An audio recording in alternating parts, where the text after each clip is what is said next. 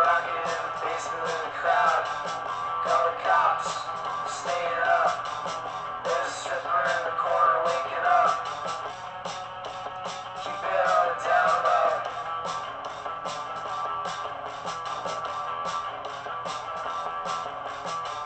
Candy cane, safe sex. I got this brand new flavored cigarette. Keep it on the down low. Never caught rob banks with a magic marker. Keep it on the down low.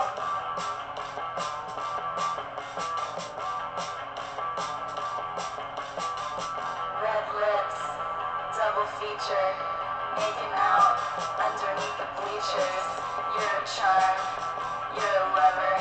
I got some handcuffs hiding in the cupboard. Keep it on the down low.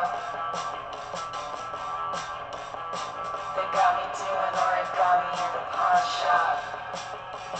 Keep it on the down low.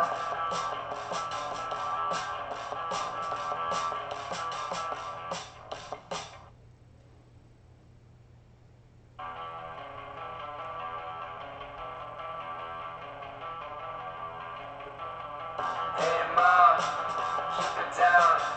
Try to rock it in the basement of the crowd. Call the cops, staying up. There's a stripper in the corner waking up. Keep it on the down low.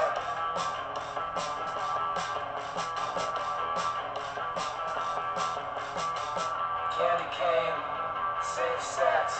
I got this brand new flavored cigarette. Keep it on the down low.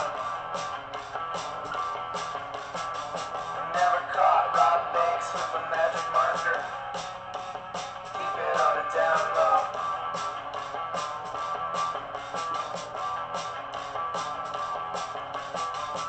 Red lips, double feature, making out underneath the bleachers. You're a charm, you're a lover. I got some handcuffs hiding in the cupboard. Keep it on the down low. They got me doing origami in the pawn shop. Keep it on the down low.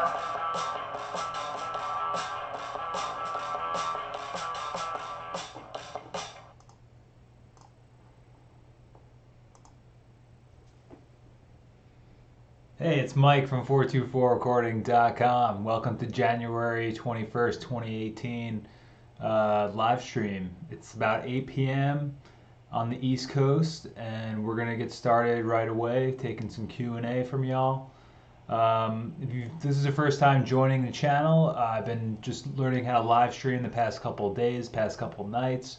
Been going on different times of day, trying out different things with my encoder, trying out different things with my setup, with my lighting, and sound, and just trying to figure out the best way to utilize this for my channel. So I want to thank you all for being here and watching right now.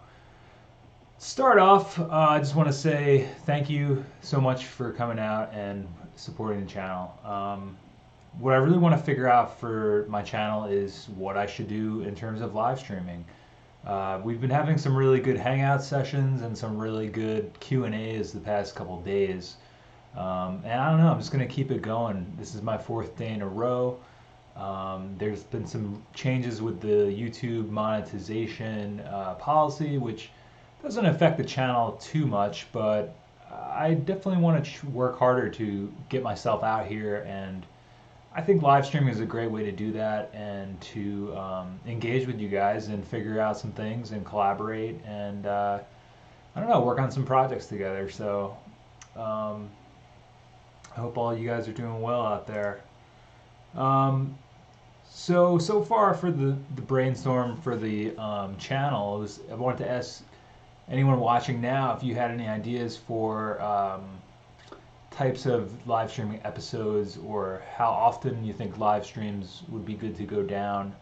I was thinking maybe once a week or a couple of times a week. Right now I've just been doing these marathon live streaming sessions. I'm going to be going on for about an hour. By marathon I mean just each day I've been trying to do a little bit, and feel like I'm getting better. One of my things is I just want to get better at speaking and talking to the camera and being able to riff and keep it going. So I appreciate you all being here and going through this whole test process with me. Let me see how the chat's doing, if we got anything going on yet. Make sure this stuff's working because I'm still wondering sometimes if I'm just talking to the void, or if my internet drops out. Like I feel like I wouldn't even know. But yeah, so first off, I think one of the oh hey Will, thanks for coming out again, man. Have you made it to every single stream so far? Thanks, man. What's going on, Will? How you doing? Um, yeah, I'm just trying to do some more stuff tonight. I want to keep brainstorming with you guys. Will, you had a lot of great stuff from yesterday we were talking about. I wrote a bunch of stuff down. Obviously, the live stream hangout I think is really cool. I've been doing solo hangouts with people on the Patreon, which has been really fun on Google Hangouts, and this seems like a really cool way, the YouTube live streaming, to hang out with the entire base of the channel and just people who may be passing by, and so this is really cool. So I think that's one possibility for a monthly hangout for the channel, or a live stream, or some sort of monthly Q&A, or just on Lo-Fi recording, or 4 tracks, or I don't know, any type of really recording related questions.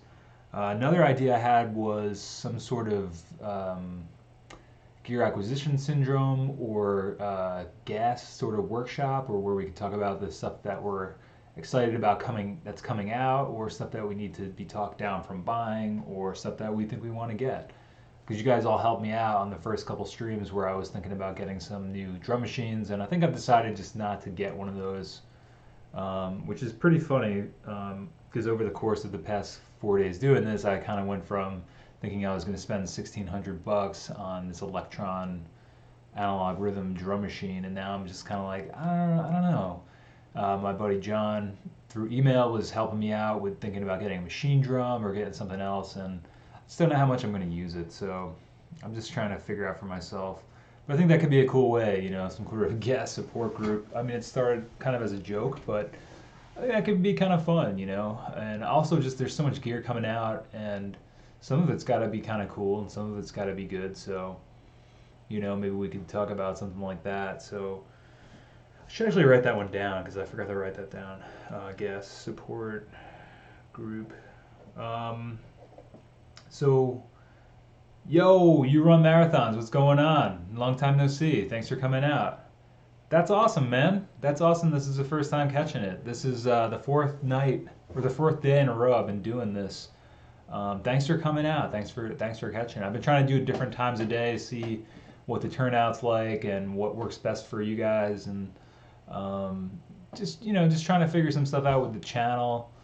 As you guys probably know, I've bumped up the schedule to Mondays, Wednesdays, and Fridays, which has been working out really well in terms of the videos.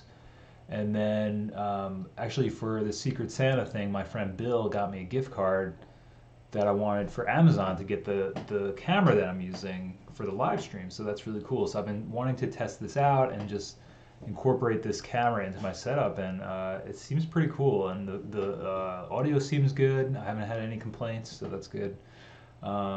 I think I might try to make my room a little deader, maybe, in terms of echoing and stuff, but the audio seems pretty good. My computer freaks out a little bit because of the fan is running. Like, I don't know, I think it's just it's not that old of a computer, but I guess this is just very wearing on it. Sup, dude? What's going on? What's going on with you, Marathons? How you been doing? How you living? So yeah, I'm just trying to keep this, just trying to figure out what to do with these live streams, and also just get used to live streaming because it seems like a lot of fun, and you got to keep it going. So you're back. You've been crushing it lately. These streams are super cool. Oh, thank you so much, John. Thanks for.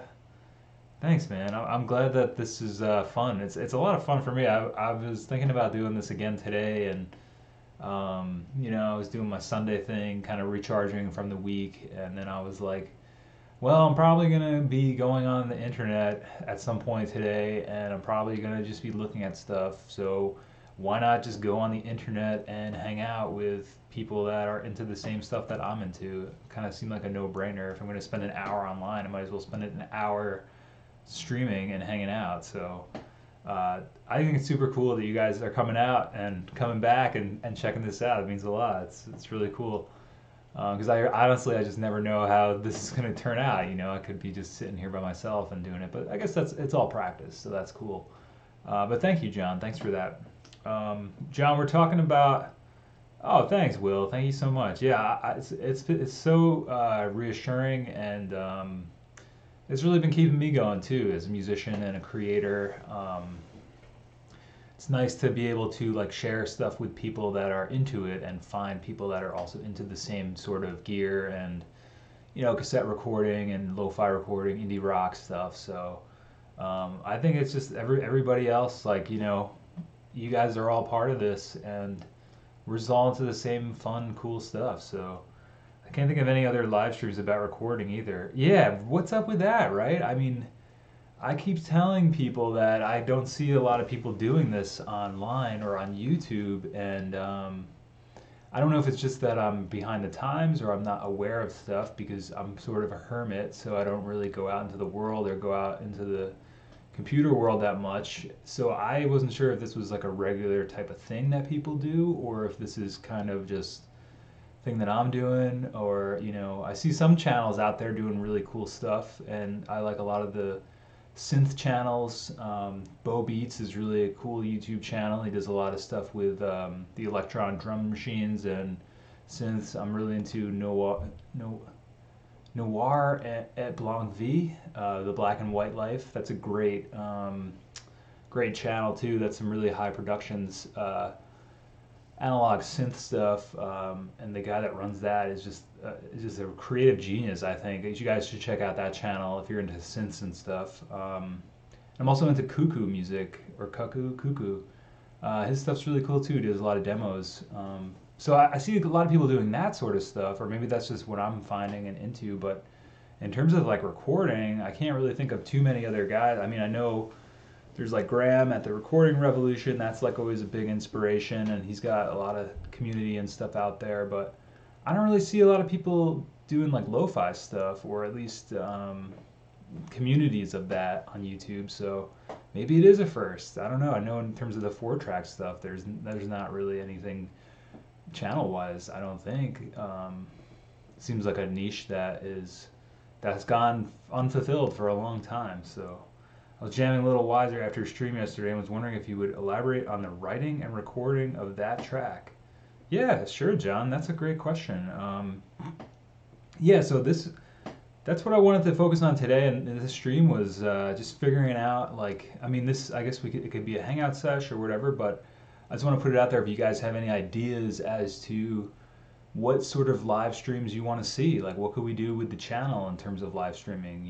Should we just have Q&As? It should just be always like a recording Q&A. Could it be?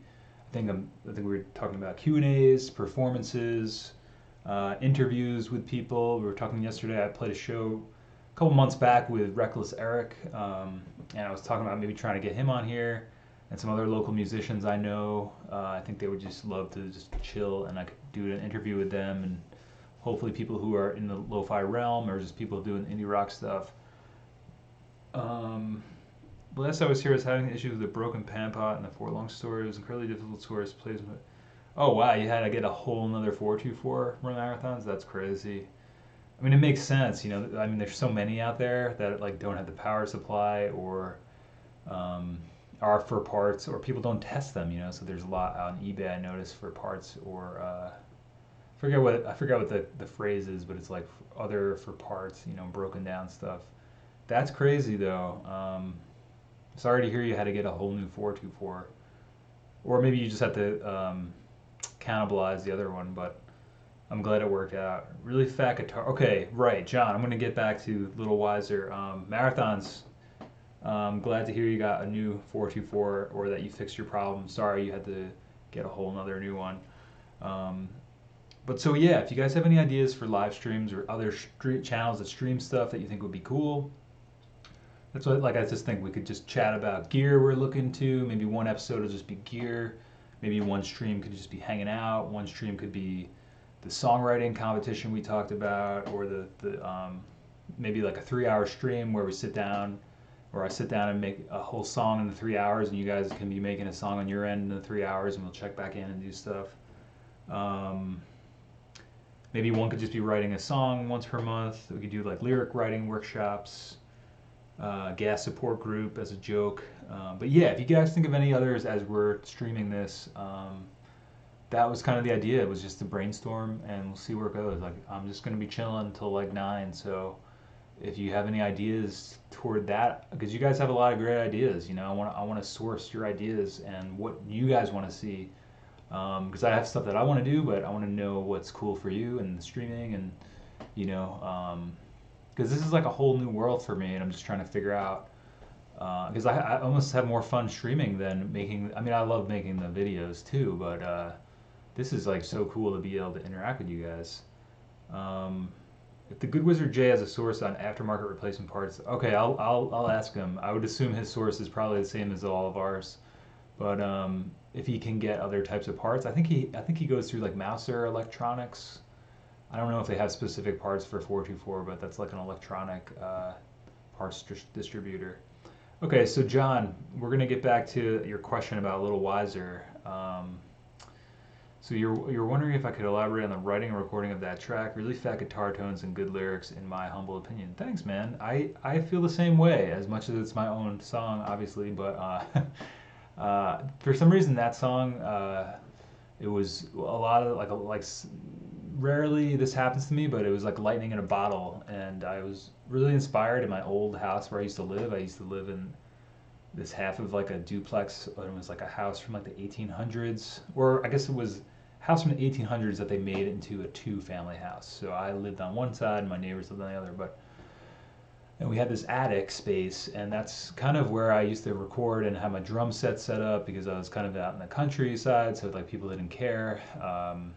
Well, but then my neighbors wound up having a kid, so like it didn't work out. But anyway, we're getting off track. So a little wiser, I just said I busted out my 424, and I think it was after having really not played in a while, and also like band stuff with other bands I had been in, where like things just people were flaking out or it just didn't work out, and I don't know, I just felt like I was really going through a change personally. And that's kind of like, I guess that's how I kind of came up with Little Wiser. It's like, everything you do, like I guess you get a little bit wiser, or I try to take stuff with me into the future. So that's kind of where the inspiration for that came from. And then I just remember like picking up my guitar, and I think I was blasting through the Vibro Champ, and I just came up with almost pretty much the entire song is just the two riffs.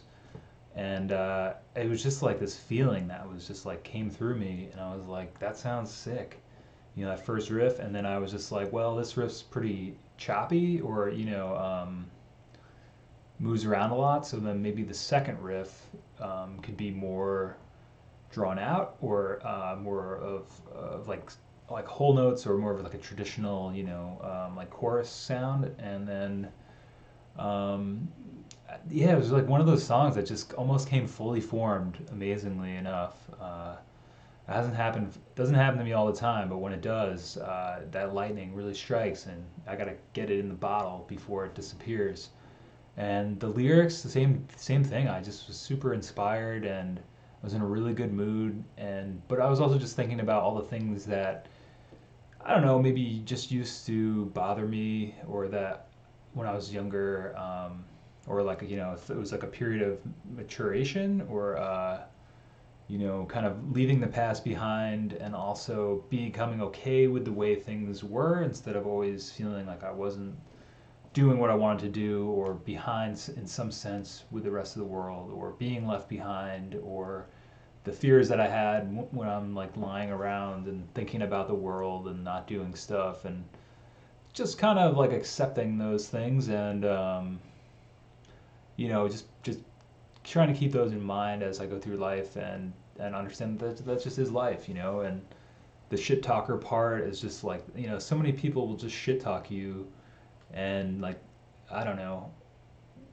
say stupid things, and people will just talk so much shit behind your back, and I just realized like fuck those people.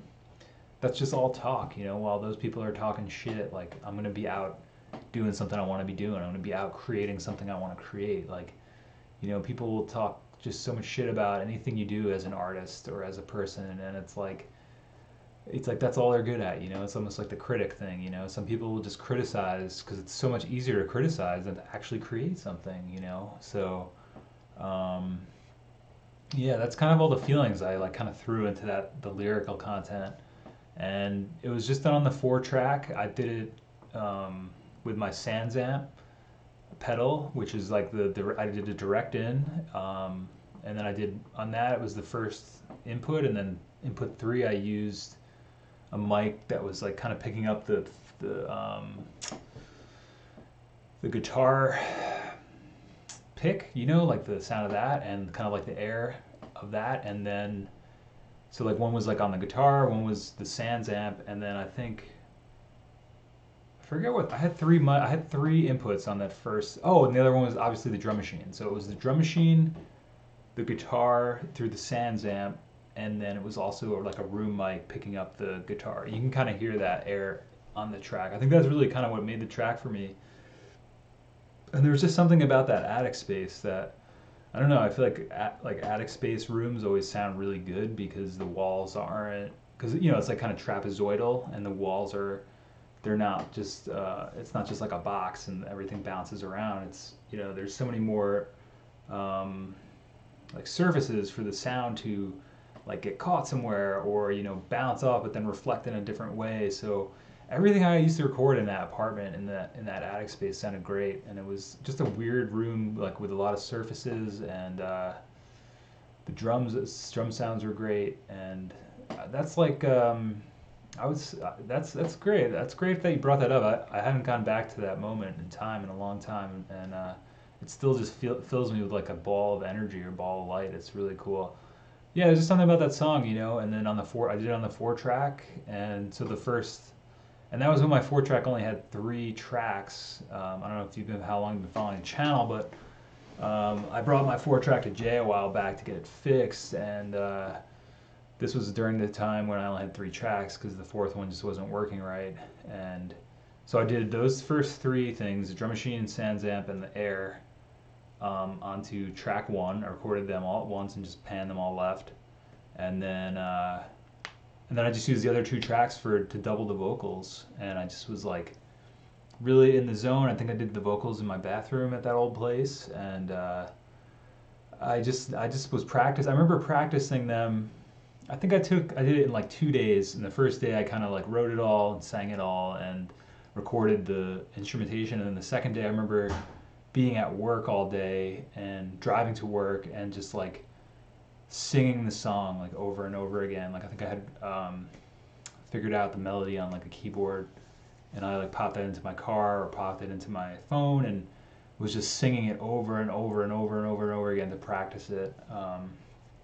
And then I just laid it down like that night and it was I remember the sun was just like sun was setting, and it was just a great night. I don't know, just one of those things where it just really lined up. But John, I hope that answered your question. That was, if you're just joining us, I was just explaining one of the tracks I wrote. John asked me about like the inspiration for it and where it came from. So that was a little wiser. If you want to check it out, it's you can check out Be Cool Cowboy. It's my band, and that song was a song I did on the 4-track, and I think it's probably the most popular song I've done to date. I don't know, it just seems to be one that a lot of people enjoy, and I think there's something about it that kind of transcended myself. Or just I didn't think about it that much, and I think that's like one I'm really proud of. I think I'll always be really proud of. Let me catch up. Let me see what's going on with the live chat here. So I was kind of talking there for a while. Marathons. Okay, you guys are talking about the replacement parts. I've sent emails, received any replies. The potentiometers are ALPS, but difficult to find. Do you compress? Oh, Cafes, what's up, dude? How you doing, man? It's good to see you. Oh, thanks, man. Yeah, it is. Thank you. That's what people say. It's infectious. Do Do you compress EQ on the way in, out, or both? No, I actually don't. I don't really use any outboard effects. Maybe the EQ's on the 4 track itself, but not really. I don't really have like an. I actually sold my compressor, but that can be cool if you want to do vocals through that live or like before you even record. But I don't know.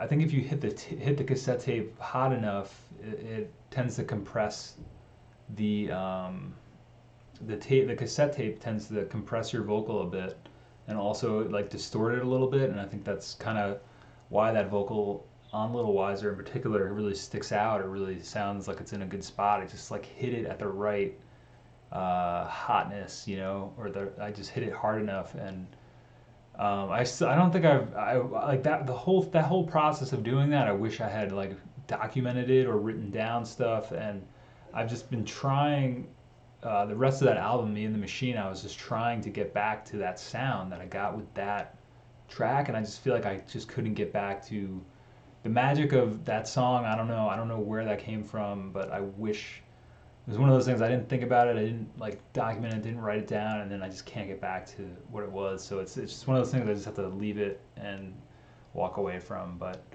Catface, just to answer your question, yo Twin, what's going on? I think is this your 4th stream? You've come to all 4, Twin.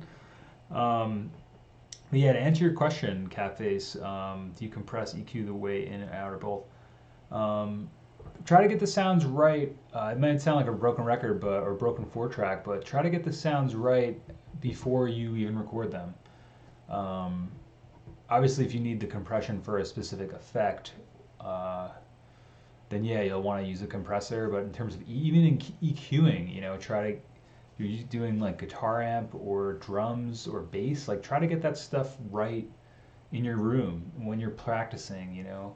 I mean, I always say that I'm just really lazy because I don't like to go back and mix stuff, but I guess I'm half joking in that I'm really I do a lot of work before I'm recording, or I do a lot of work in the stage of conceptualizing and kind of mixing as I'm going, or kind of know where I want stuff to sit. So maybe it's just a matter of having done it a lot of times, but try to get your sounds right before you record them, because then you really hopefully won't need to do too much in post. And especially with the 4-track, just make sure you're hitting the tape hot enough, and you'll get some natural compression and distortion by hitting the tape hot enough and cranking the preamps. And distortion in itself, that's another point about Little Wiser, is that I didn't I didn't compress the guitars on that, but inherent in distortion is compression. If you look at like waveforms of a distorted guitar, also compare that to like a compressed guitar, I think you'll be able to see the similarities there. So that helps along too. But obviously it doesn't help if you're trying to record music that's softer, or maybe something more like the Smiths, like Johnny Marr type guitar stuff. Like obviously that's very like played a lot softer and not really distorted, and more chorus effect, reverb, shimmery. So I think in that sense it's going to be just a matter of hitting, if you're doing something more in that vein, of hitting the tape hard enough and hot enough so that you get the compression of the cassette. Because as a physical medium, there's only so much room on that piece of tape to keep the information. So once you go loud enough or hot enough on that, that's what's gonna give you that compression or that distortion, because you're like reaching a physical limit of the tape. But for some reason, it's just very pleasing musically to do that. So that's a hit. Lipstick Pickup's beastly on that one. You captured that moment. Yeah, dude, that's exactly what it was. It's just like a moment and a feeling, and just like that lightning strike of inspiration. And yeah, the lipstick, man, the Dan Electro, I guess, or the Silvertone. There's just something about that guitar. We were talking about that in one of the other streams. Was that just the hollow body nature of it and that pickup, man. There's just something about that sound of that. I don't know. I don't know what it is. Like I wish I knew more about it. I try not to think about it too much. Um, oh, Twin says, just a heads up to everybody, you can blow out the headphone pod on the 424 by using headphones with an inline volume control. That happened to mine. Oh, so does that mean, so Twin, did you have like a, did you have, so it had like another gain control on it? That sucks, man. Um, Yo, Catface, by the way, did you recently join the Patreon page? Andrew, I believe? Thank you. Pretty sure that's you, but I just didn't want to be incorrect, but I feel confident in saying thank you. But yeah, so if you're just joining us, this is Mike from 424recording.com. The past couple of nights and days, I've been live streaming for about an hour, 2 hours at a time, just trying to figure out how to get the lighting, figure out my camera setup. I got a new live streaming camera. Been taking a lot of notes, getting ideas, video ideas. We've been just hanging out, just talking 4 tracks, just taking questions, and just trying to figure out what the best use of this live stream is going to be for the channel, because it seems like a really cool way to... Thanks, dude. Thank you so much, man. I appreciate you.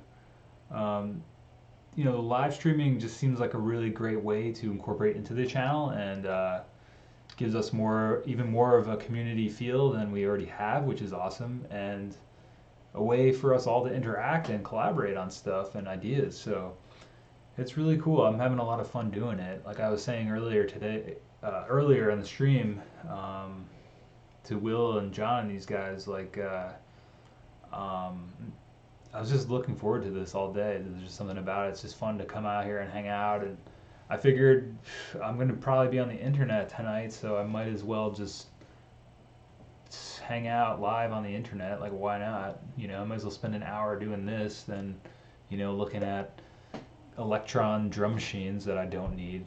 But as an update to that whole saga, if you've been keeping up since the first live stream, I don't think I'm going to get one.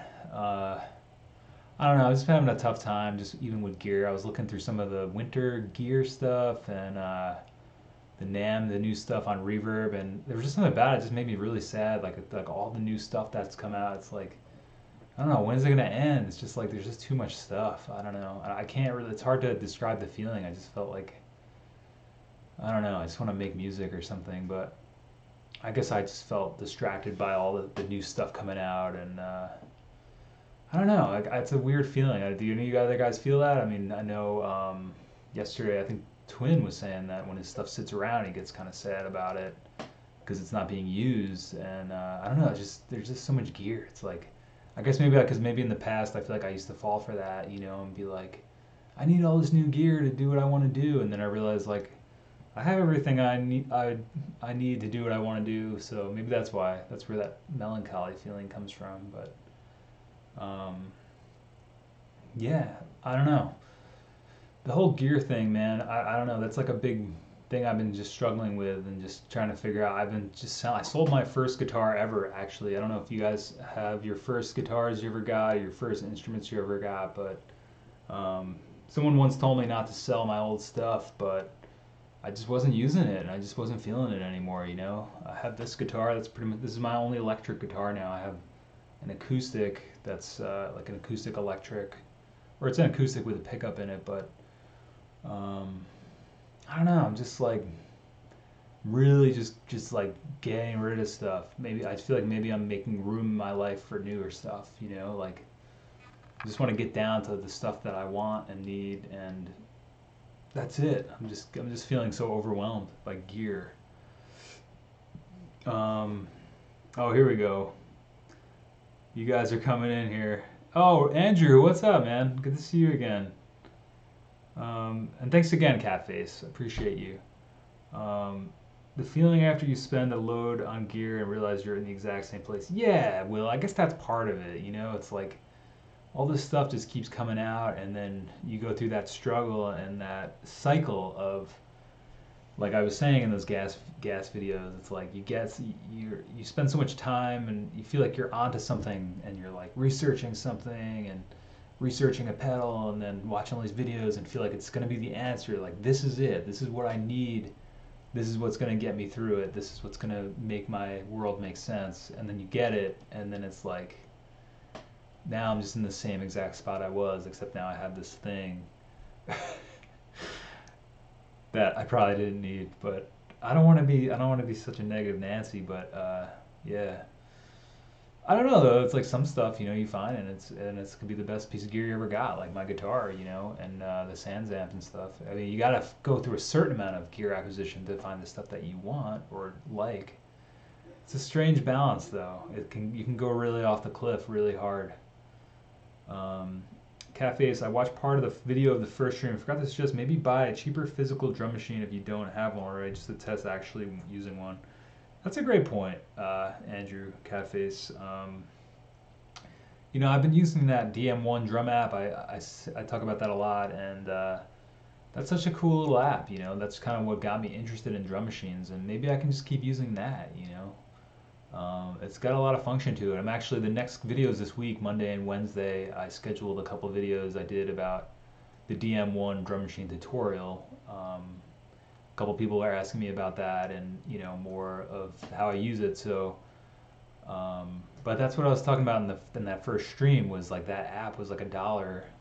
Another more expensive physical drum machine, any range of Korg Volca sample is $100, and then all the way up to the Electron being 1,600, and the Tempest, being like 2K and stuff. And it's like, I don't know, is that a really wise decision to make, to buy something like that, or can I just get the same idea or the same usage out of something cheaper?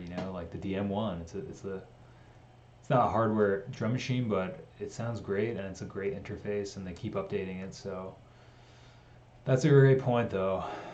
Maybe I should just get a cheaper one and see if I like the workflow of it. That's kind of what it comes down to. There's just something about that analog rhythm Mark II. I don't know. It just tickles me.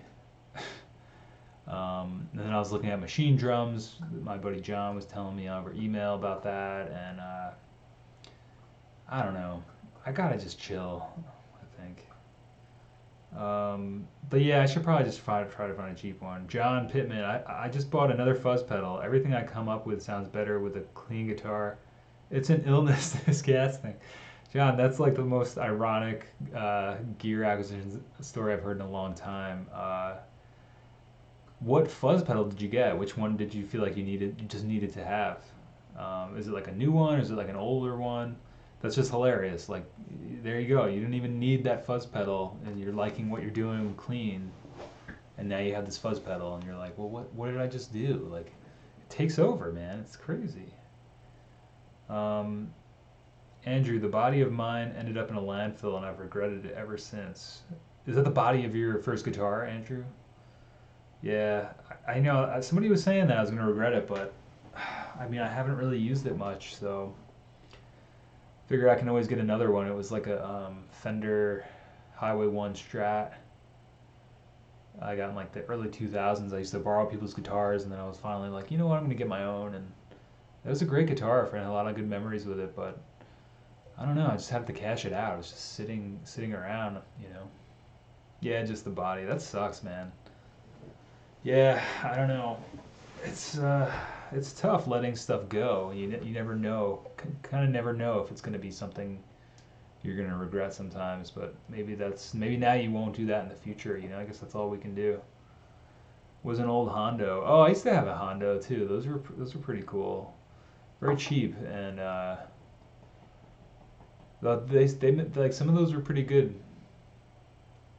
Pretty good guitars. I feel like they're kind of hit or miss.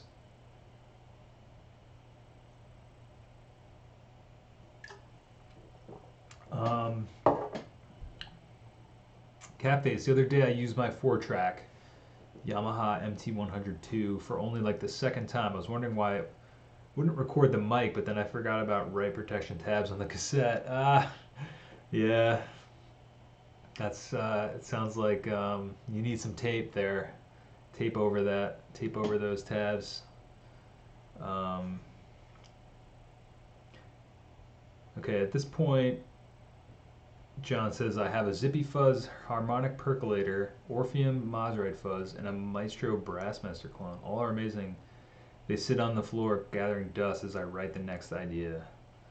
Oh my gosh, that's so ironic, right? And it's like each one of those fuzz pedals is like its own color, its own palette, I bet too, of sound. And then it's like you have all these amazing choices to choose from. Those sound like some really cool vintage pedals, I think, from what I understand. And but that's just not where you're at right now, John. But at least now, hopefully you won't be gassing for another fuzz. Um, Twin, could you use the 424 as a tape delay the same way you would with a reel-to-reel? That's a great question. Uh, and I gotta say, I don't know the answer to that. I assume you could. You just have to have a cassette loop or a tape that was like a cassette loop. But I don't know how you would go about. Oh well, yeah. I guess if you're using like a reel-to-reel, I was thinking you were gonna try to use it for like a live, like a space echo or something. Yeah, I don't see why you couldn't use it for that. But you definitely would have to have a tape loop. The tape loop's just something I want to get more into.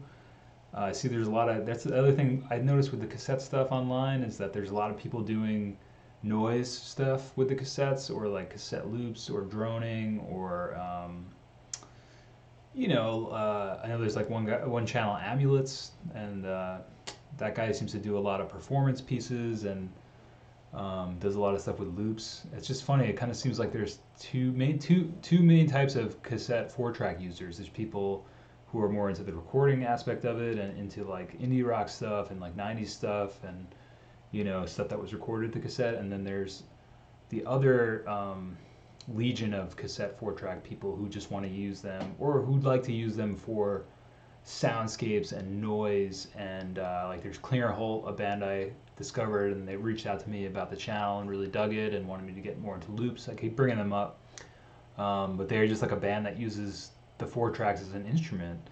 So it's interesting in the 4-track cassette community that we have people on one end that's interested in the recording end, which I think is mostly you guys that hang out on my channel and hang out in the community in the comments and stuff and on the forum. And then there's like a whole other community of 4-track nerds that are into performing and tape loops and really just using the machines in experimental ways, which is really cool and something I want to bridge and get more into personally. It can be fractal. Do you mean the tape delay or do you mean just like the community of like people using the loops and stuff? Yeah, John, I don't know, man. That sounds like a tough. I feel the same way. I have a whole bunch of cool chorus pedals and different types of fuzzes I've got, and I got some really cool like an old Big Muff and some stuff and stuff. I was like, I mean, I guess I've acquired through different people, but I just have a drawer full of pedals that they're some of the favorite pedals I've had over the years, but I just don't really use them. I mean, live, I've been looking to pretty much just use my Sans amp at this point.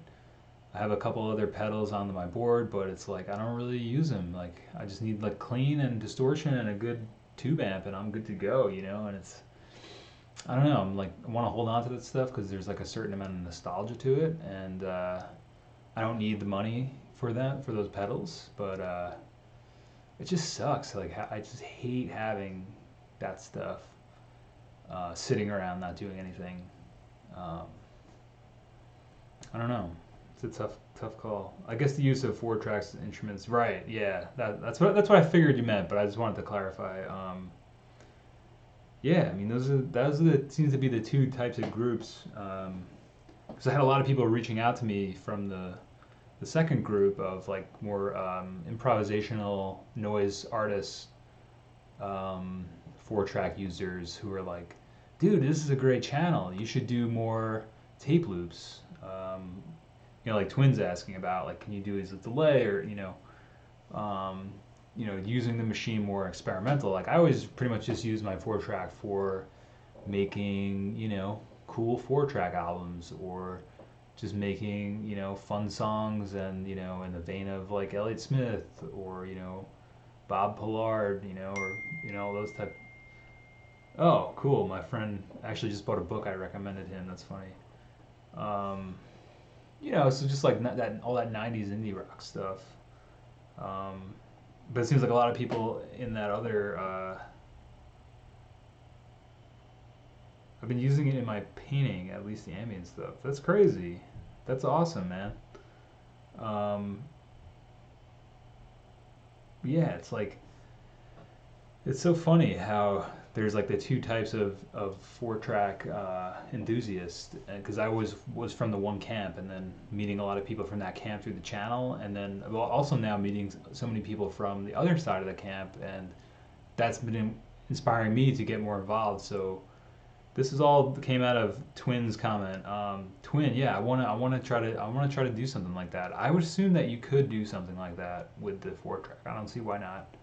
But you would have to do some probably creative routing and make your own tape loop tape. And there's videos online about that through the channel Amulets. If you guys are interested in doing stuff like that.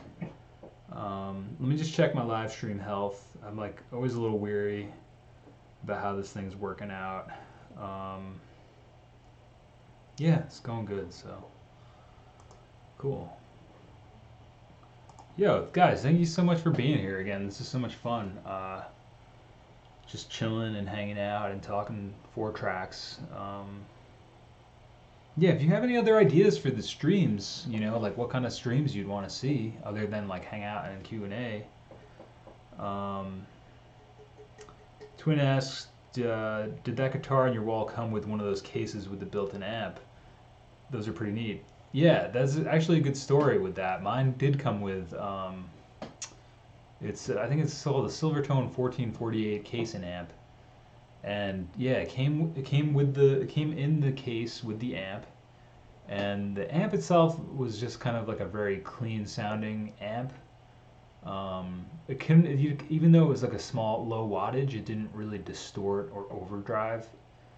So I didn't really use it that much. And also my old guitar tech, before I started bringing stuff to Jay, said that it was just kind of dangerous, I guess. Like it didn't, the particular amp I had didn't use the right transformer, and it wasn't grounded properly. So he was always kind of like, you might not want to use this thing. It's, in today's world, or, basically I guess it could be dangerous to use that little amp that came with it.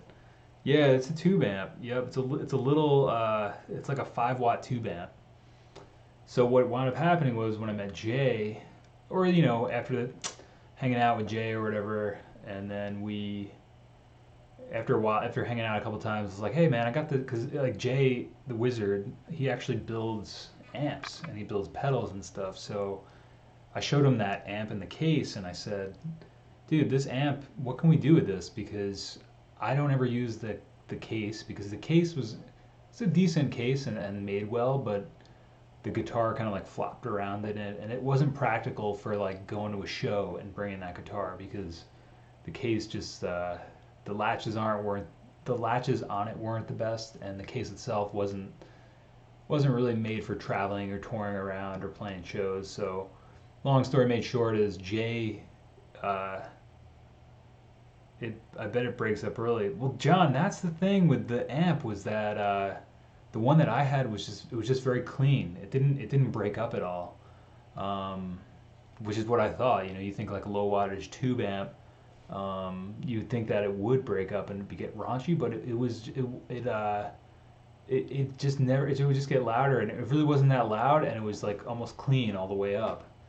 But so what happened was, I had Jay take the amp out of the case. We took the amp out, and he's currently building the suitcase amp into like a little box, probably about half the size of like a vibro champ.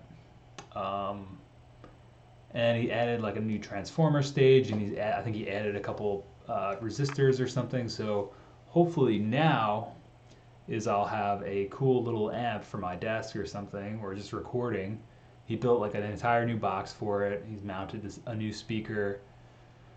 So I'm really hoping that project comes to fruition soon. Thank you for actually reminding me that I even have that little suitcase amp. And then I wound up selling the case um, because it was just sitting around. I bought a new soft case for this, and like I said, it was just impractical. And then once the amp was out of the case, like it was a really cool case, really cool timepiece, but I wound up selling it to somebody else who was going to restore their case because theirs was really beat up, and they wanted to take their amp and put it in. So it all worked out in the end. And basically, now I have the guitar, no case, but I'm going to have a sweet little suitcase amp in a little box, like the size of like a half the size of like a Fender. And hopefully, it is going to be raunchy and break up early.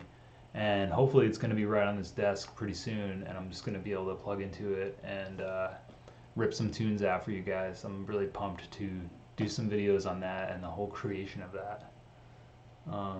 You need a fuzz pedal, I can help you out there, sir.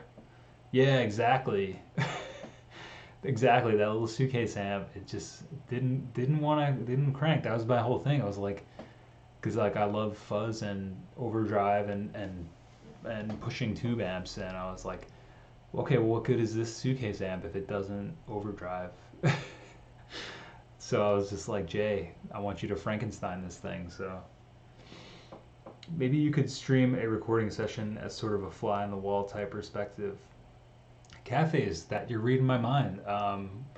We were talking about that I think yesterday a little bit, and I think that would be really cool. I guess we'll just do that one day and see how the audio comes out.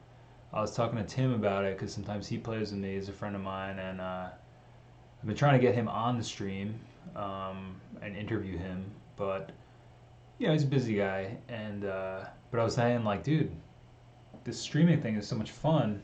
We could literally, because like we were playing shows around town and doing stuff, and I don't know. It's just like the scene is weird, and it's like I'm getting older, and don't necessarily want to be out till 3 a.m. and like when you have a job and stuff, it's kind of hard to do that, and also some of the shows they just don't seem like the best stuff. So, and I know that's like the opposite of what you should do. If you want to be in a band, you got to go play, and but you got to play the right shows. After doing this for as long as I've been doing it personally, I just like can tell now when there's a show that's worth doing, and then a show that's just gonna be a waste of time. And I hate to put it like that. I hate to sound jaded, or hate to be jaded, but I don't know. What do you guys think? I think there's like a certain scale of shows and playability, and if it's fun or like a new place, you're gonna hang out with your friends, cool. But why did I start talking about this? I had a point. Oh, this live stream performances, and then I was like, Tim, or what's cool about doing this sort of a thing is I can just schedule on a Saturday or on a Monday or any time of day, or just promote it as a show and just say, hey, we're playing at on this URL at this day. You don't have to leave your house, and anybody from around the world can watch it, and we'll just set up and play like a 15-minute set or something, like that would be so cool. So Cafes, thank you for that idea, because it's definitely one I've been thinking about, and that was like the whole idea behind tonight's live stream was I wanted to see, what you guys thought. Like I think that would be cool too, and I think there's so much potential for doing this because it's almost like it's somewhat easy to just set up and go live and get some ideas and hang out and do some Q&A, and I'm still going to put out obviously the Monday, Wednesday, Friday videos, but also I just I want to just practice speaking and talking and riffing, because sometimes I'm not the best orator. So yeah, I wanted to practice all that stuff. It would be sweet to see someone else do it.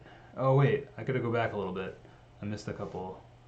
But yes, Cafes, I think we're gonna do something like that. And I know there's ways of like putting multiple cameras up and putting them on like a delay, so like 5 seconds here, 5 seconds here. But that's like a little bit down the road, I think. But we're talking about doing some kind of session at Jay's, or we could record it through his studio board or his mixer and get better audio than this. But I don't know. There's so much potential for this. I think That's gonna be really cool. And so yeah, I need a fuzz pedal for that lamp. Island Guitars out of Canada makes a killer version with Mojo Tone. It's called the Carney. Is that like a little amp, Andrew? I dig the live recording session. I've been attempting recording in my kitchen, and I don't know too many people doing 4-track. It would be sweet. Okay, cool. Um, yeah, that's another thing that would be really cool, Andrew. Thank you for bringing that up. Is I want to do. I think Will was saying that the other day. He said we should do some type of recording challenge or live recording thing. Like one day when I have a big block of time, just stick this thing up and just go from no song to complete song in 3 hours or something, and while I'm doing that here, we'll be checking in and, maybe every hour on the hour we check in and talk for 5-10 minutes and then go back to work on our song. And then like that seems so cool. It's almost like we're all working on stuff together and getting something done and completing something. And then, I could show you my process and how I'm working on recording, and then maybe that'll give you some ideas for what you want to do, or, back and forth and collaborate. So yeah, I think that's really cool too. I'm gonna just star the ones we've been talking about, because I've been writing down a lot of this stuff, a lot of the ideas. So we had the performance and then like the recording challenge or whatever. I think that would be cool, and also that would help me record more, because I'm trying to finish this album I'm working on that I don't know, it's just like I'm just stuck in like a phase of not prioritizing it and not putting aside the time to go and do it. So, okay, cool. So he said it's like the Silvertone amping case. I'll have to check that out. I would love to see like another take on that Silvertone amping case, and I think there's a few different guitars and there's a few different amps in case. So whichever one I had was just the little 5-watt one that was super clean, or it may have even been like 2 watts. I don't know. It wasn't. So something else is here. What's going down? I think I'm already like this comment. He said Tascam should really consider restarting at least a limited production of new 4-track Porta Studios, like maybe picking up where they left off and making a new 424 Mark IV. They'd sell out in days. I think you're absolutely 100% on the money with that. I would love to see that happen, and I think they could partner with somebody like National Audio Company, which is where I've been getting my Type 2 tapes, because I feel like the only barrier to that would be if they did do something like that. I would hope that they would send you'd get like the 424 Mark IV, the hypothetical new 4-track, and it would come with tapes from National Audio Company or some kind of branded tape or Tascam tape, and because that would be the only thing, would be they would need to provide people with the tape, I think. And hopefully there's like still companies that could manufacture the parts needed for that. But yeah, it's like kind of like I don't know if you guys are into video games, but they have those new versions or old versions. It looks like an NES, but it's like smaller and it has a controller, but it has like 50 games on it. And Nintendo's been putting out the Super Nintendo, and I know they're doing like different runs of those, and those are like boom, like as soon as they put them up, like they can't keep them in stock. So obviously it's a little bit different of a crowd, the video game crew, but I think there's a lot of tape nerds and cassette nerds out there who would love to see a new 4-track. I know I would totally get one, pre-order one. But I've thought at length about this, because at one point somebody was joking that I should make 4 tracks. I think that's a little beyond my wheelhouse, but I love the idea, and I'm very flattered that people were suggesting that to me. But yeah, I think that I would love to see that happen, and I think it could happen, and I think they could make something like that happen if they were still able to find a manufacturer who could do it. And like you said, even if they did a limited run of new ones.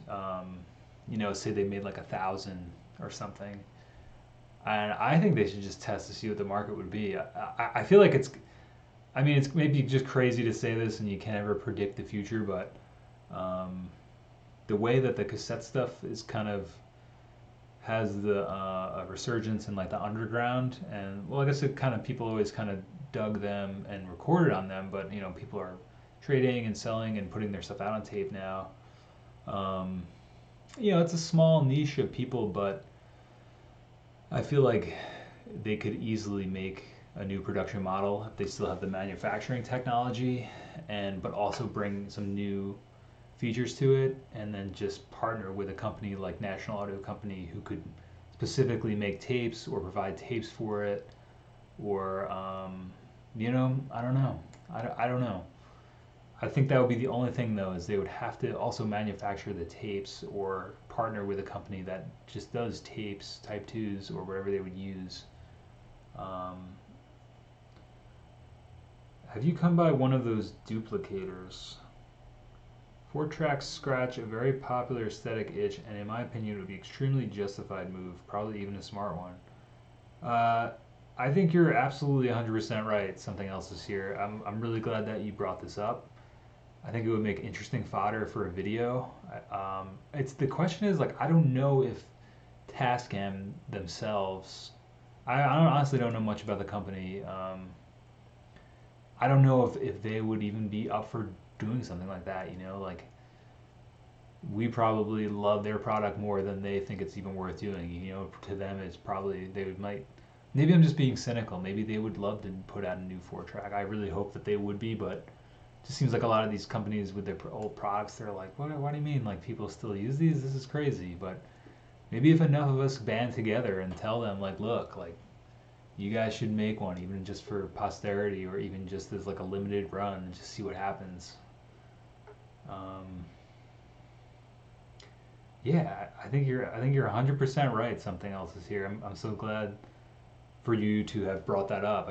Like that's so such a good idea, and one that's crossed my mind and crossed other people's minds that have been watching the channel and emailed me about it. And Jay thought about it, was telling me about it. We were talking about it, and I think a lot of other things would have to happen first before I would try to venture down that path. But I think if we see an interest in tapes and cassettes and recording on them more, and it keeps coming back, and where people keep rediscovering them, I don't think it's too far-fetched to think that it has to have at least crossed somebody's mind at Tascam to say, well, maybe we could put out a new 4-track, But I would love that. Yeah, Kickstarter, right? Maybe we should do one. That would be crazy. I guess I mean, what would it look like if it was easy to do, right? I mean, that's always a great question to ask. That's one of my favorite podcaster guys. This guy, Tim Ferriss, business guy, always talks about when he wants to do something, that's the question he asks. Like, what would this look like if it was easy? What would it look like if it was easy to make a 4-track machine? I guess you would just contact a company in China or a company in the States that could manufacture what you're looking to do. You have to prototype it, figure out what you would need, find an old schematic, send it off to somebody who's knowledgeable about it. I don't know, make up a prototype and see if somebody could build them and how much, and I don't know. Yeah, and then the money side of it, yeah, kickstart it, see what interest you could get, figure out what the profit margins would be, how much it would be to ship it. I don't know. It seems completely reasonable to try to do something like that. I mean, people do that all the time with products and Kickstarter, and I guess the only thing would be, I'm just thinking is there still companies that can manufacture the technology to make cassette recording devices, That's really the only barrier to this. Have you come by one of those duplicators? Andrew, what duplicators are you referring to? Twin, reverse engineer the 4243 and create the 424 mic 1, LOL, I love it. I love that the 424 mic one. That would be cool. Yeah, maybe that we'll just call it that. Screw it. The mic 424 mic. That's funny. Yeah, that would be awesome. Maybe that's what we'll have to do, you know. Maybe there's still companies. Maybe maybe that technology is still available. I know National Audio Company would probably be the company to ask. Like I know that they're like one of the last probably makers of cassettes. So at least in the States, from what I understand. Um, yeah, I guess it would just take a certain amount of research and finding the right people. What new features would you change it? Sure, with computers and endless software, 4 tracks won't be competing for any kind of upper hand, but how many other things have been brought back retro style stuff and been very well received? Yeah, yeah, that's what I was saying with the video game, those video game systems that they're bringing back and reviving, and there's a huge market for just any retro stuff and gear. Um, but Andrew, what new features would you change it? I think I would just make it a little more resilient overall. I think the biggest flaw with a lot of the cassette porta studios is that they were made really cheaply with really cheap parts. I mean, I think that's why we're seeing now all of these machines having all these issues. That was like Marathons, who was chilling earlier. I don't know if he's still around, but he was saying he had to get a whole new 4 track because his other one, something blew out on it. I think he was saying, I forget what he said. Incredibly, oh, broken pan pot, and he had to get a new one to get a part for it. So I think that's the main thing I would change, Andrew. I would try to make ones that would outlast us.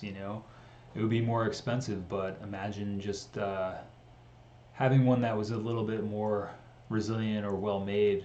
I think would be the way to go. Damn, I get one. Maybe they could do an 8 track at a similar size. That would solve a lot for me. Right. That would be cool too. Maybe if it worked, maybe if the 4 track one was popular, they could just do a straight up 8 one.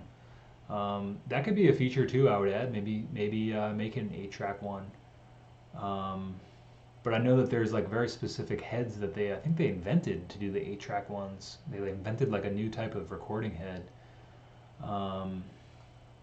But yeah, the one thing I would change would make them a lot. I would make them a lot resilient, and I would just try to make them better. And yeah, it would probably cost more money in the end. But if it was a short run, limited thing that a niche group of people really wanted and were willing to like help fund with a Kickstarter, then I would go all out in terms of the case and making sure that the mixer side of it was very well done and probably hand wired by somebody like Jay, and then I would just like, I mean, it would be, I guess, dream, like, what do they call it? Desert Island 4 track that you could make. Somebody was asking me, I think yesterday, about digital outs, I think, on it. I guess I would try to have some kind of integration like that, like some of the new mixers have with,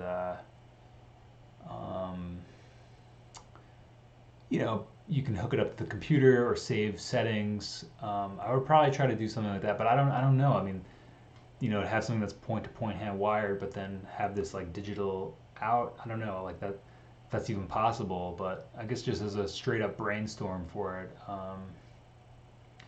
Maybe features like that if it was possible to do it. I guess I would either go really like old school, like point to point hand wired so that it was very easy to fix, or find some type of old mixer to base the mixer side off of.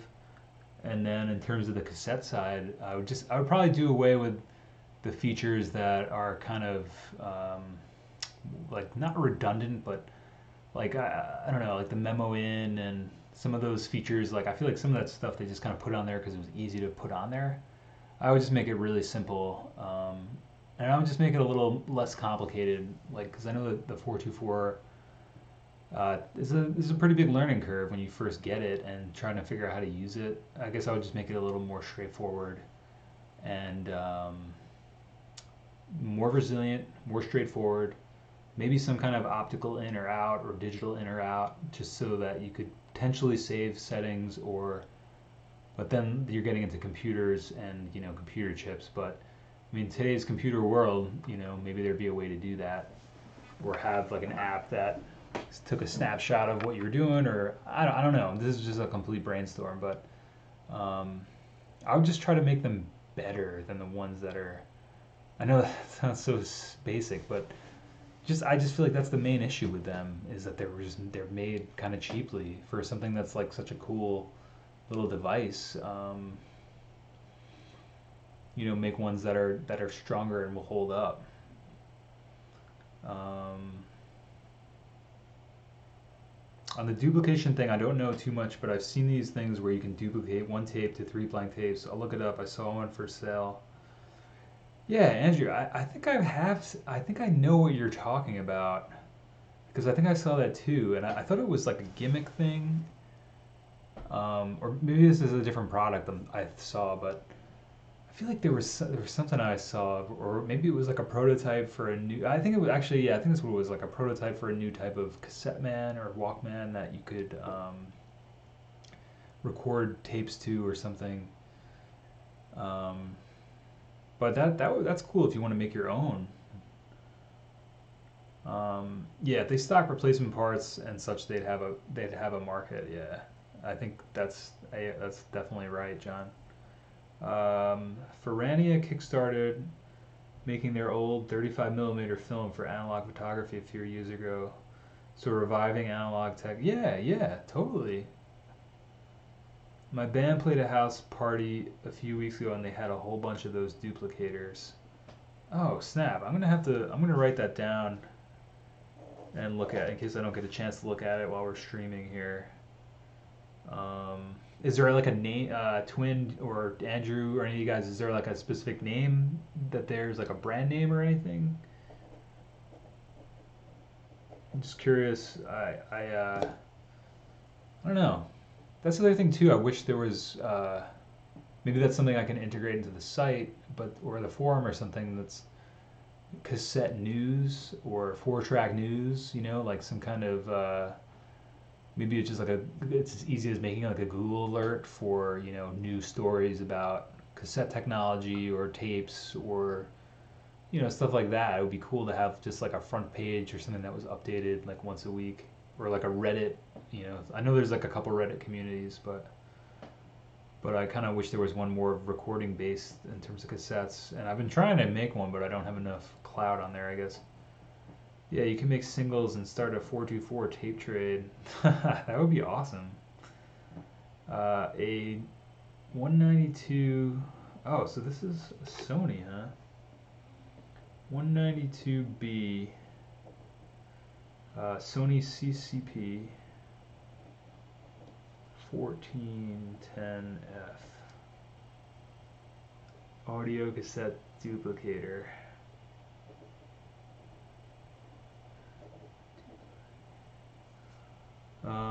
I think those were task hands, but the model number escapes me. I found that on eBay for $40. I believe TIAC made them too. Huh. That's cool. I'm gonna have to research that. I thought it was like a new product that you guys were referring to, like some kind of like a company that's making some kind of new duplicator. I didn't realize it was like a vintage one. Because I know there was I think I saw some Kickstarter project where they were making like some kind of new cassette player, or it was like a recorder or like a duplicator, but I gotta see if I can find that again. Because it would, like I said, it would just be an interesting video to look at. I guess you just have to find one that wasn't broken. Yeah. Yeah, that's the whole thing, is like I wish they could have, like, that's the thing Jay always says about them too after he was like looking at mine and just his experience with them is that like any other company, it was just they're trying to maximize their profits, so they, unfortunately use cheap parts and, but I feel like in today's internet age and with communities that are super niche into what they love, you could potentially find an audience of people who would be willing to pay for a machine that was like, top notch. And maybe it's just a matter of honestly making like a cassette recorder that was like a decent quality 4-track cassette recorder. And by that I mean, because the 424 is, like I would say, the mixer side and the recording side.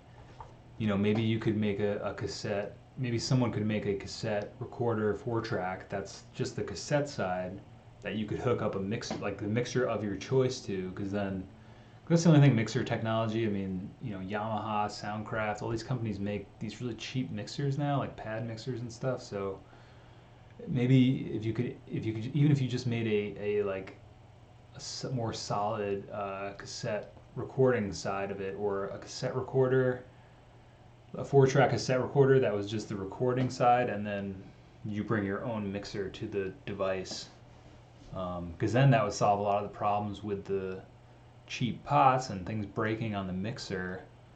And all you'd have to do is service the cassette side of it, or make a really good cassette recorder. So maybe, I don't know, that's something to think about. You just have to try to integrate that somehow. That could be really cool. Man, this is why I love doing the live streaming. Even though I've only been doing it for 4 days, I can say I genuinely enjoy it and love it, because I had no idea that this is where the conversation was going to go, and this is like fascinating stuff, because it's all stuff that I've thought about, not really talked to many people about, maybe talked to Jay about a little bit, but it's cool. It's like very it's just awesome to know other people in this community have the same ideas and the same thoughts about where this technology could go, or be brought back, or somebody making another type of recorder that's more resilient.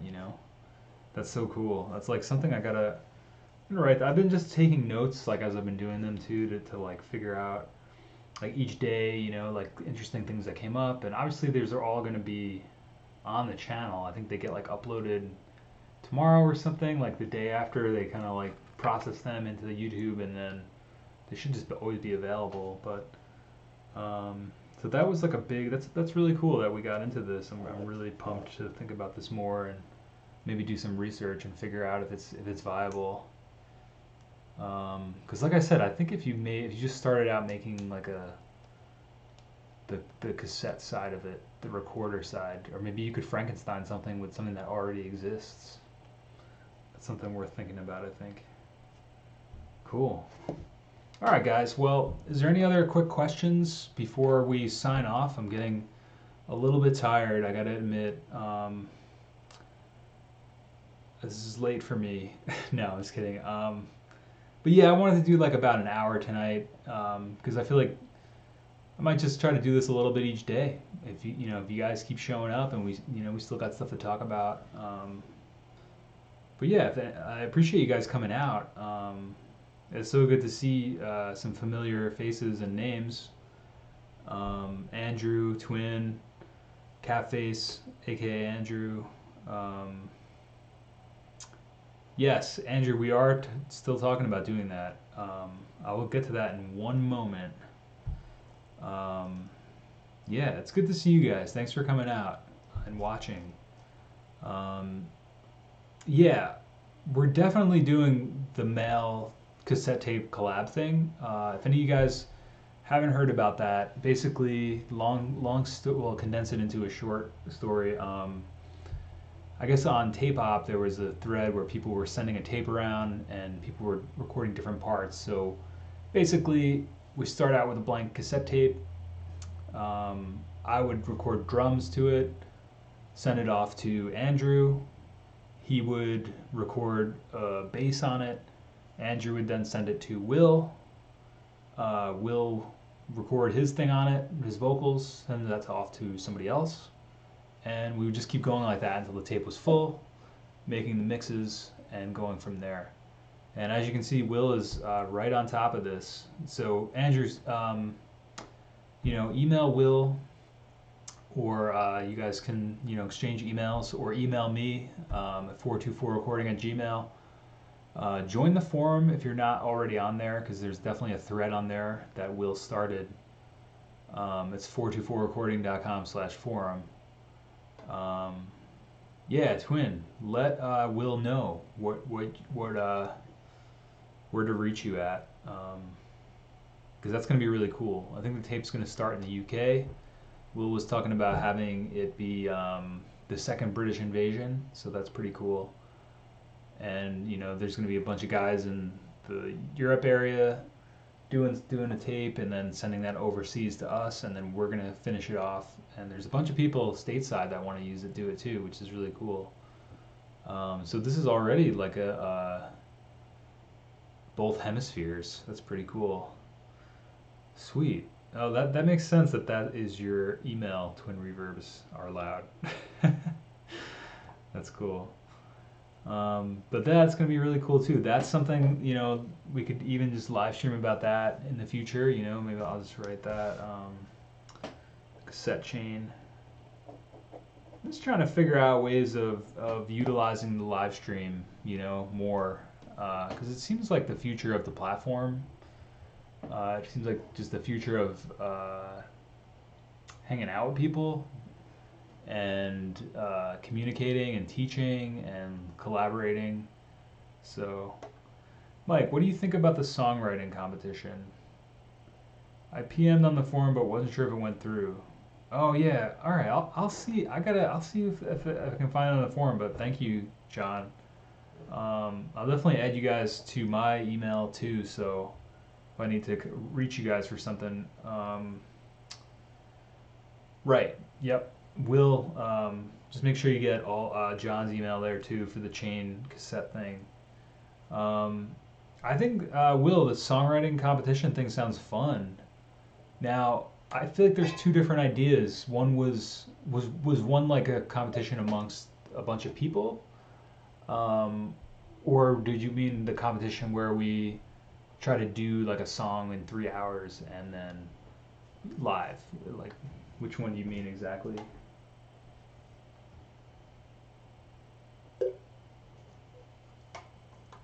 Because Will is like the idea generator here. He's been coming up with a lot of good ideas, which is really exciting. Because we got the chain collaboration cassettes, and then we got some sort of songwriting competition / also some sort of song challenge where we're working on a song live and have like a 3-hour span and just have this like on the fly on the wall, and we'll just be like working on stuff, checking in or something. I mean, a competition where the winner's song is recorded in the chain cassette. Oh, I'm not sure what you mean, Will. I mean a competition where the winner's song is recorded in the chain cassette. I think I may not be understanding, Will. They could sort of run into each other. Oh, okay, so we could have like a contest to write a song and then sort of maybe have like more of a blueprint for it. And then the cassette after. Oh, okay. So like we'll make a song and then send it around to record that specific song. Yeah, I mean, I'm up for whatever, man. We could do that.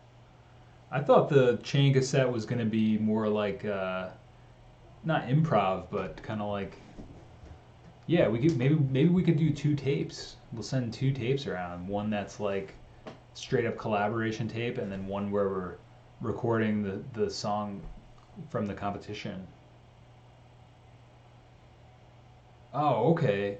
For some reason I thought the chain cassette thing was like just kind of random, like you would do the drums and then send it to somebody else who would do like bass.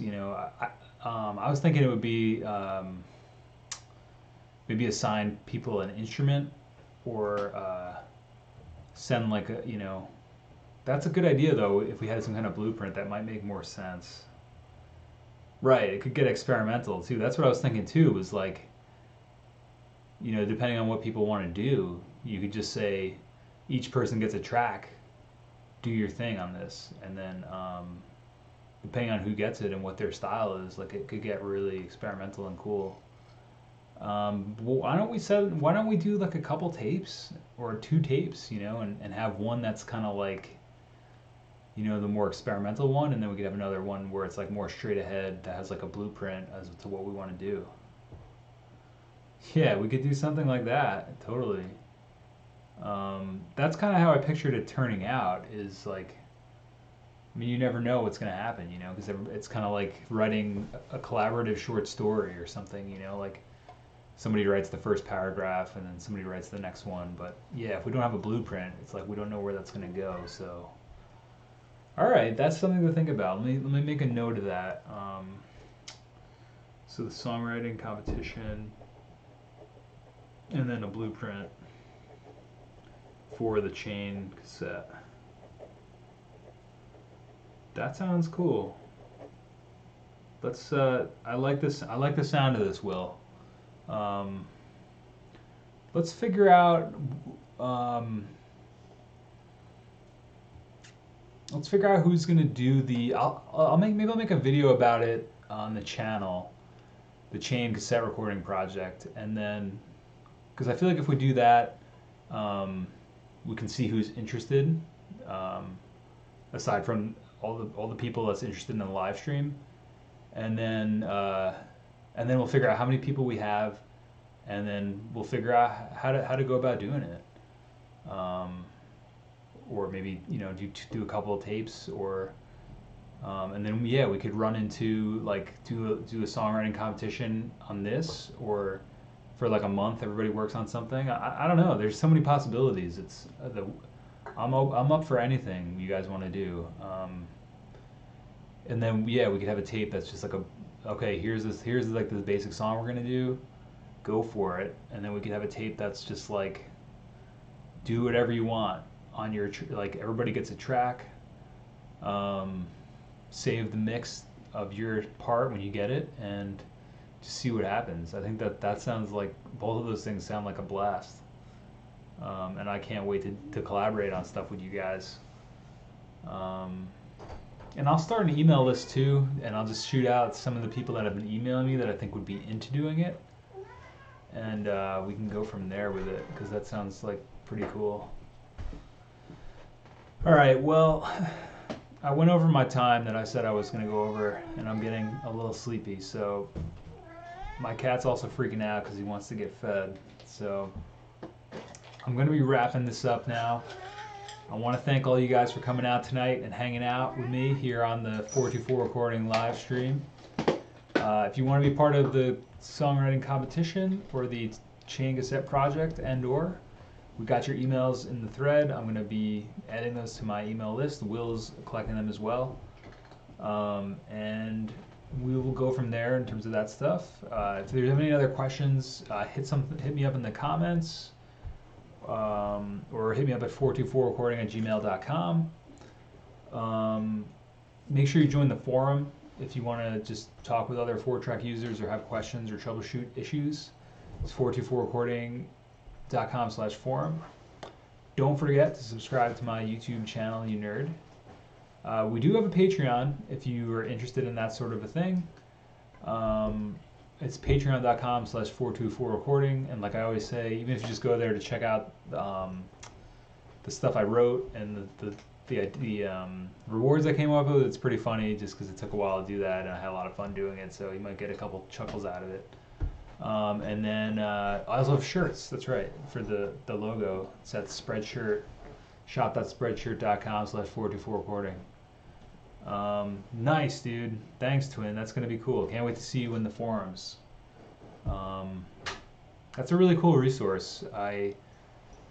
It's been growing, and a lot of great people on there with great ideas and for songs and albums to check out, and all things cassette related. So that's pretty dope.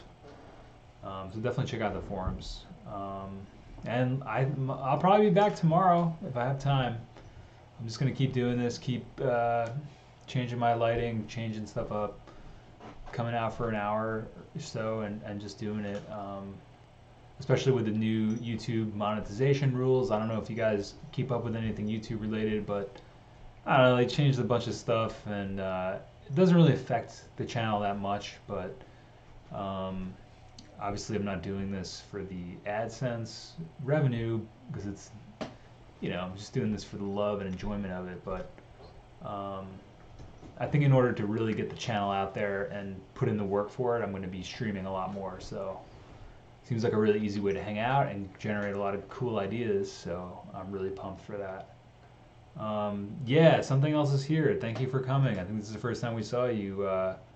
Thanks for all your thoughts about the new 4 tracks. That's really cool. That's something I'm going to be thinking about and asking people about. And maybe we'll sign a petition to get Tascam to make a new 4-track. That would be pretty cool. I would really enjoy that. Andrew, thank you for being here. Of course. You guys, if you guys weren't here, I'd just be talking mindlessly to myself, which it looks like I'm doing anyway, when I'm by myself. But so thank you for coming. Thank you for coming out. Yeah, right on, man. All right, I'm gonna put my exit music on. Make sure you do something that you want to do today. Godspeed, my friends. Don't forget to subscribe if you want to check out more live streams in the future or the content. I do videos every Monday, Wednesday, Friday. And yeah, live streaming. It's going to be something big on this channel, I can tell. Thanks to all y'all. So, all right.